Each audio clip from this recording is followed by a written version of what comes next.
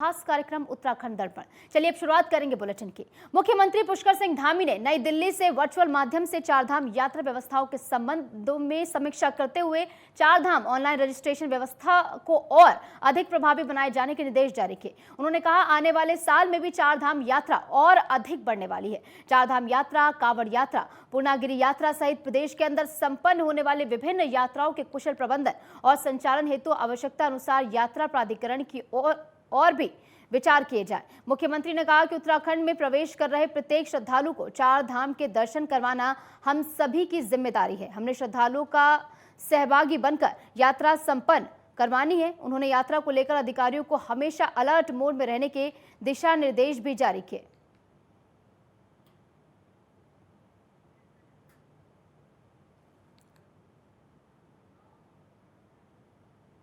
आगे बढ़ेंगे। जोशीमठ सतोपंथ सरोवर की यात्रा शुरू हो गई है। इस साल की पहली तस्वीर इसको लेकर सामने आ गई है, जहां सतोपंथ झील पूरी तरीके से बर्फ से ढकी हुई नजर आई है। बद्रीनाथ धाम से 15,000 फीट की ऊंचाई पर सतोपंथ सरोवर की तस्वीर सामने आई है, जहां सतोपंथ सरोवर की धार्मिक मान्यता भी है। पर पवित्र सरोवर में ब्रह्मा, विष्णु, महेश स्नान करते थे। पवित्र तस्वीर सामने आई है, जहां पर पहली तस्वीर ये सतोपंथ सरोवर की सामने आई है, जहां पर पवित्र सरोवर में ब्रह्मा, विष्णु, महेश स्नान करते हैं। ये पवित्र मान्यता भी है। जोशीमठ सतोपंथ सरोवर की यात्रा शुरू होने के बाद ये पहली तस्वीर सामने आई है इस साल की, जिसमें एक सफेद चादर में ढकी हुई सरोवर ये नजर आ रही है। बर्फ से ढकी हुई सरोवर की पहली तस्वीर इस साल की सामने आ गई है, जहां पर सतोपंथ सरोवर की धार्मिक मान्यता भी है। कहा जाता है कि इस पवित्र सरोवर में ब्रह्मा, विष्णु, महेश स्नान करते हैं और सतोपंथ सरोवर यात्रा जो है वो भी शुरू हो गई है, आगाज हो चुका है। और इस साल की पहली तस्वीर इसको लेकर सामने आ गई है, जहां सफेद बर्फ में ढकी हुई ये सरोवर नजर आ रही है तस्वीर में।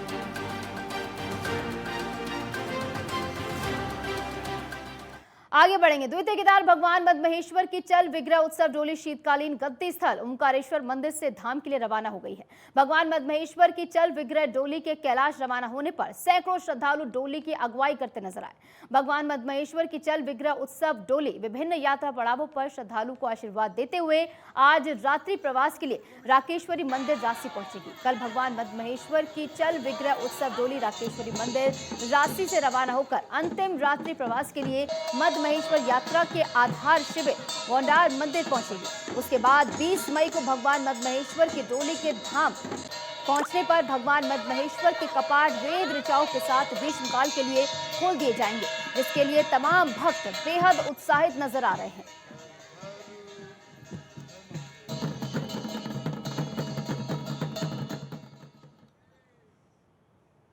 आगे बढ़ेंगे। पंच केदार में से एक चतुर्थ केदार भगवान रुद्रनाथ के कपाट आज विधि विधान और पूजा अर्चना के बाद सुबह 5 बजे ब्रह्म मुहूर्त में श्रद्धालुओं के लिए खोल दिए गए हैं। एक अब 6 महीने ग्रीष्मकाल से भगवान रुद्रनाथ की पूजा अर्चना यही होगी। इस अवसर पर मंदिर के पुजारी हक हकूक धारी और बड़ी संख्या में श्रद्धालुओं ने भगवान रुद्रनाथ के कपाट उद्घाटन पर दर्शन किए। एक समुद्र तल से 12,000 फीट की ऊंचाई पर स्थित शिव का यह मंदिर पत्थर की एक गुफा से बना हुआ है। यहां पर शिव के मुख की पूजा होती है।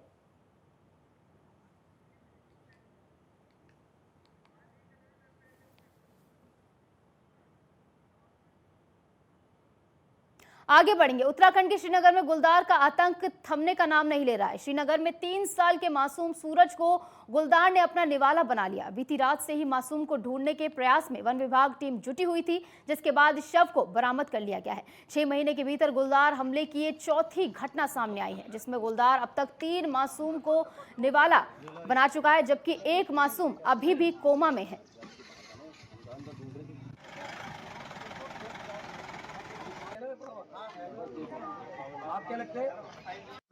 कल रात को 8:30 बजे हमारी क्यूआरटी टीम को सूचना मिली कि रात 8:15 बजे के आसपास बुहनी रोड पे एक 3 साल के बच्चे को, जिसका नाम सूरज है, पिता का नाम हरिद्वारी लाल, उसको गुलदार उठा ले गया है। मौके पर तुरंत वन विभाग की टीम पहुंची सूचना मिलने पर, और उसके बाद वन विभाग की टीम, पुलिस विभाग की टीम, राजस्व विभाग की टीम और अन्य टीमों द्वारा एक संयुक्त रूप से खोजबीन करने का काम शुरू किया गया। आगे बढ़ेंगे। ऊखीमठ के कालीमठ घाटी के जंगल एक बार फिर भीषण आग की चपेट में आने लगे हैं। जंगलों में लगी भीषण आग के विकराल रूप धारण करने से लाखों की वन संपदा स्वाहा होने लगी है। पर्यावरण को खासा नुकसान इससे पहुंच रहा है। जंगल में भीषण आग लगने से प्राकृतिक जल स्रोतों के जल स्तर में भी भारी गिरावट देखने को मिल रही है और जंगलों में निर्भीक विचरण करने वाले जीव जंतुओं के जीवन पर भी संकट के बादल मंडराने लगे हैं। वन विभाग और ग्रामीण द्वारा जंगलों में लगी आग पर काबू पाने का प्रयास लगातार किया जा रहा है, मगर आग का विकराल रूप धारण करने से भीषण आग पर काबू पाना एक बड़ी चुनौती बनी हुई है।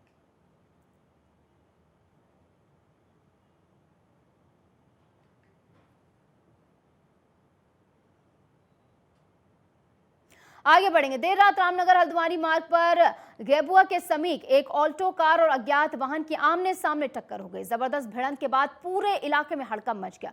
घटना के बाद आसपास के ग्रामीण भी मौके पर पहुंचे और उन्होंने घटना की जानकारी पुलिस को दी। इसके बाद मौके पर पहुंची पुलिस ने कार में सवार सभी 5 लोगों को उपचार के लिए रामनगर के सरकारी अस्पताल पहुंचाया, जहां चिकित्सकों ने 2 लोगों को मृत घोषित कर दिया।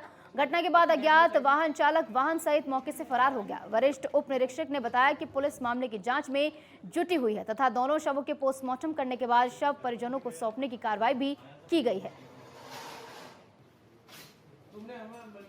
देखिए, कल गेबुआ क्षेत्र में एक अज्ञात वाहन ने अल्टो कार को टक्कर मार दी थी, जिसमें से 3 महिलाएं घायल हैं और 2 पुरुषों की डेथ हो चुकी है। आज हमारे द्वारा पंचायतनामे की कार्रवाई की जा रही है। आगे बढ़ेंगे। गदरपुर के कंबोज धर्मशाला में बंगाली कल्याण समिति के प्रदेश अध्यक्ष चंद्रशेखर गांगुली ने प्रेस वार्ता की। इस मौके पर बोलते हुए प्रदेश अध्यक्ष ने बताया कि भाजपा के एक नेता ने कांग्रेस के नेता प्रेमानंद महाजन, जो गदरपुर के 2 बार से विधायक रह चुके हैं, उन पर अनर्गल आरोप लगाए हैं, जो कि पूरी तरह गलत है। बंगाली कल्याण समिति बंगाली समुदाय को आगे बढ़ाने के लिए देश हित में काम करती है और अनेक तरह के कार्यों को बंगाली समाज के बीच ले जाती रही है।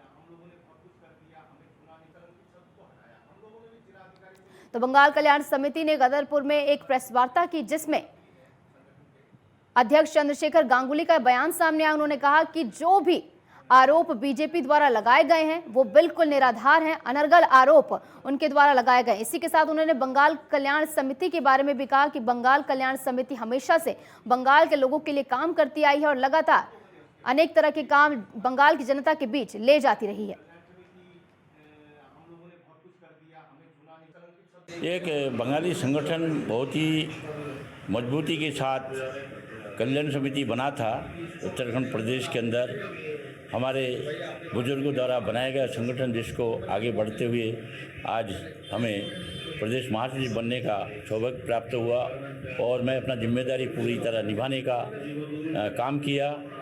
लेकिन उसके बावजूद बंगाली समाज को आगे बढ़ाने के लिए जो प्रयास हमारे लोगों के द्वारा किया गया, कई बार अनुसूचित जाति के दर्जा का हमारा एक डिमांड था, उसको लेके हम लोग मुख्यमंत्री से मिले, हमारे संगठन जिलाधिकारी से मिले।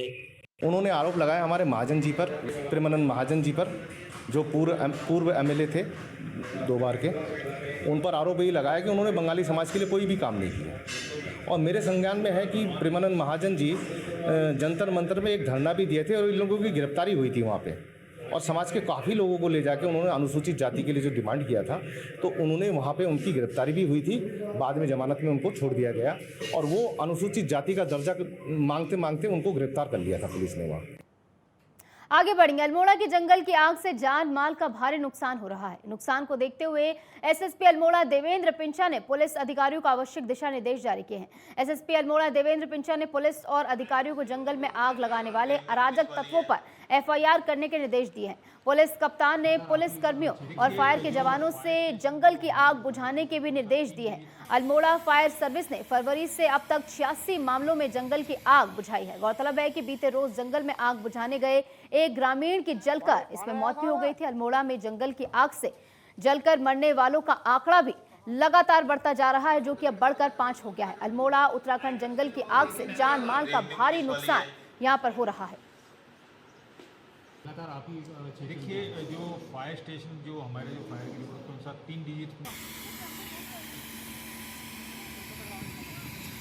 देखिए, फॉरेस्ट फायर जो हो रही है ये काफ़ी दुर्भाग्यपूर्ण है, लेकिन इसको हमने टॉप प्रायोरिटी में लिया, काफ़ी टेंशन है इसमें देखते हुए। इसको हमने टॉप प्रायोरिटी में रखते हुए सभी को यही डायरेक्शन दिया है कि जो फॉरेस्ट डिपार्टमेंट उसके साथ कंधे से कंधा मिला के अगर हम भी फायर डिपार्टमेंट हमारा जो फायर स्टेशन है प्लस जो होमगार्ड वगैरह सब मिलके उनको फॉरेस्ट फायर को बुझाने का प्रयास करना है। साथ ही साथ जो व्यक्ति अगर कोई जानबूझ के लगा रहा है फॉरेस्ट फायर में इन्वॉल्व है उनको न केवल पकड़ना बल्कि उनके खिलाफ एफआईआर लिख के उचित कार्रवाई। इस बीच रुकेंगे छोटे से ब्रेक के लिए, लौटेंगे कुछ ही देर में।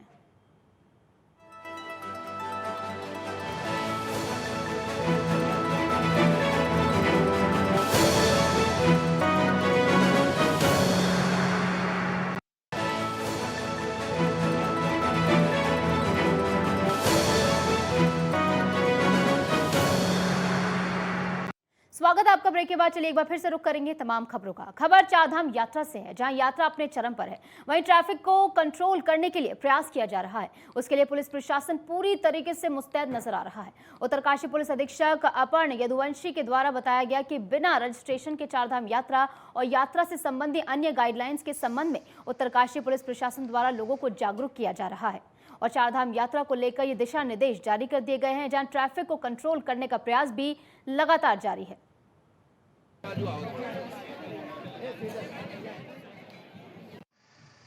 बिना रजिस्ट्रेशन के चारधाम यात्रा व यात्रा से संबंधी अन्य गाइडलाइंस के संबंध में उत्तरकाशी पुलिस विभिन्न सोशल मीडिया के माध्यम से व पब्लिक एड्रेस सिस्टम के माध्यम से श्रद्धालु और जनता से लगातार व्यापक स्तर पर जागरूकता अभियान चलाई हुई है। बावजूद इसके भी कुछ तीर्थयात्रियों में अभी भी ये गाइडलाइंस को लेकर भ्रम की स्थिति बनी हुई है। तो इस सब को लेके मैं कुछ स्थिति स्पष्ट कर देना चाहता हूँ, कुछ क्लियर कर देना चाहता हूँ कि अभी चारधाम यात्रा अपने चरम पर है। आगे बढ़ेंगे। हिंदू धर्म शास्त्रों में महामृत्युंजय यज्ञ का विशेष महत्व है। भगवान शिव को प्रसन्न करने के लिए महामृत्युंजय यज्ञ विशेष लाभकारी होता है। महामृत्युंजय यज्ञ में आहुति देने मात्र से ही भगवान शिव मनुष्य के सभी कष्टों का निवारण करते हैं। संस्कृत में महामृत्युंजय का मतलब है मृत्यु को जीतने वाला, इसलिए इस मंत्र के द्वारा भगवान शिव की आराधना की जाती है। शास्त्रों में वर्णन है कि महामृत्युंजय मंत्र का जाप करने से मनुष्य की अकाल मृत्यु का भय भी खत्म हो जाता है। हरिद्वार, श्यामपुर, कांगड़ी, नंद विहार महामृत्युंजय मंदिर में राजगुरु मठ शिवाला घाट, काशी के पीठाधीश्वर जगत गुरु शंकराचार्य दंडी स्वामी अनंतनंद सरस्वती महाराज के पावन सानिध्य में चल रहे 9 दिवसीय महामृत्युंजय यज्ञ महोत्सव का आज समापन हुआ।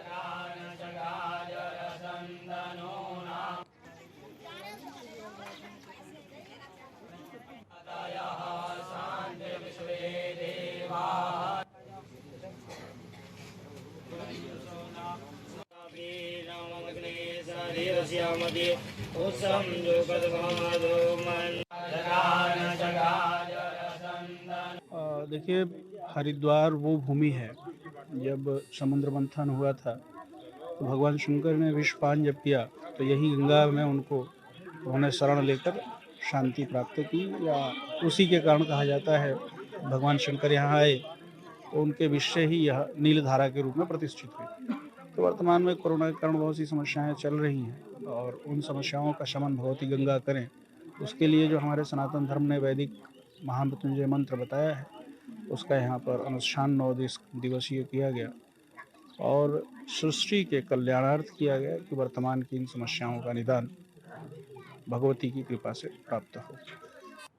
आगे बढ़ेंगे। उत्तराखंड के मशहूर जिम कॉर्बेट टाइगर रिजर्व के अधिकारियों ने पार्क के आसपास के इलाके में प्रेशर हॉर्न के इस्तेमाल पर प्रतिबंध लगा दिया है। पार्क की सीमाओं के चारों ओर 500 मीटर के दायरे को साइलेंट जोन घोषित किया गया है।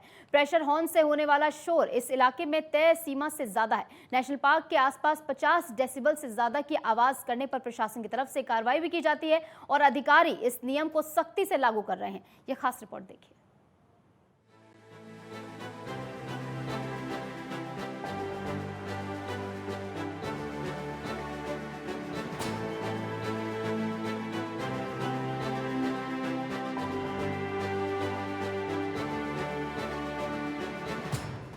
उत्तराखंड के मशहूर जिम कॉर्बेट टाइगर रिजर्व के अधिकारियों ने पार्क के आसपास इलाके में प्रेशर हॉर्न के इस्तेमाल पर प्रतिबंध लगा दिया है। पार्क की सीमाओं के चारों ओर 500 मीटर के दायरे को साइलेंट जोन घोषित किया गया है। प्रेशर हॉर्न से होने वाला शोर इस इलाके में तय सीमा से ज्यादा है। नेशनल पार्क के आसपास 50 डेसिबल से ज्यादा की आवाज करने पर प्रशासन की तरफ से कार्रवाई की जाती है। अधिकारी इस नियम को सख्ती से लागू कर रहे हैं।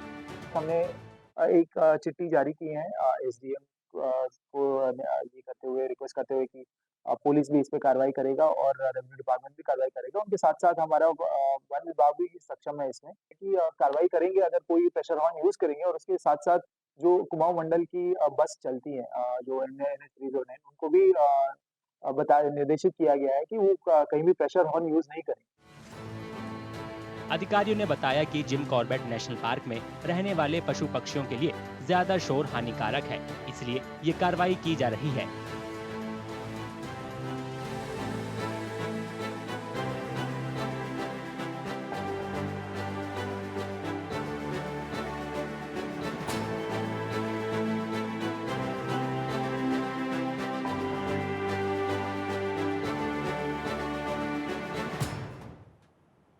आगे बढ़ेंगे। चार धाम यात्रा को लेकर उत्तराखंड में श्रद्धालुओं की भीड़ उमड़ती नजर आ रही है, जिसको देखते हुए गाइडलाइंस भी जारी कर दी गई हैं। लोगों से अपील की गई है कि वे रजिस्ट्रेशन कराए बिना यात्रा पर ना निकले। ये रिपोर्ट देखिए।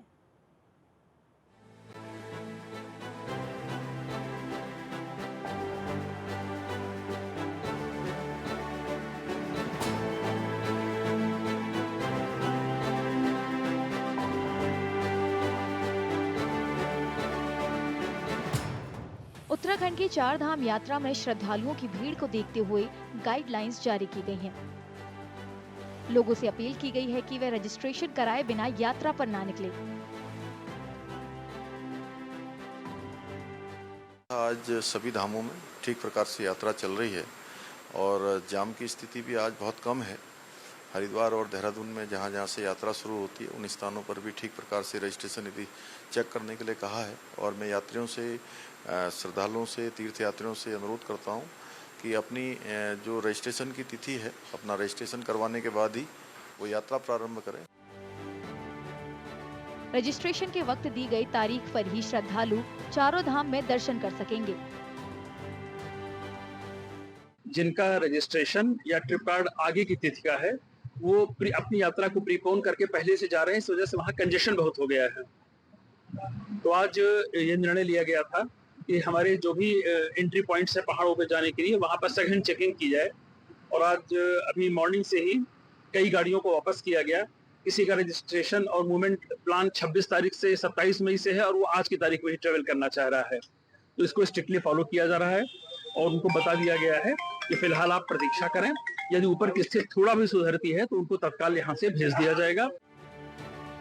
प्रशासन ने भारी भीड़ को देखते हुए 31 मई तक चारों धाम केदारनाथ, यमुनोत्री, बद्रीनाथ और गंगोत्री में वीआईपी दर्शन बंद कर दिए हैं। चारों धाम पर मंदिर से 50 मीटर के दायरे में वीडियोग्राफी और रील बनाने पर भी रोक लगा दी गई है।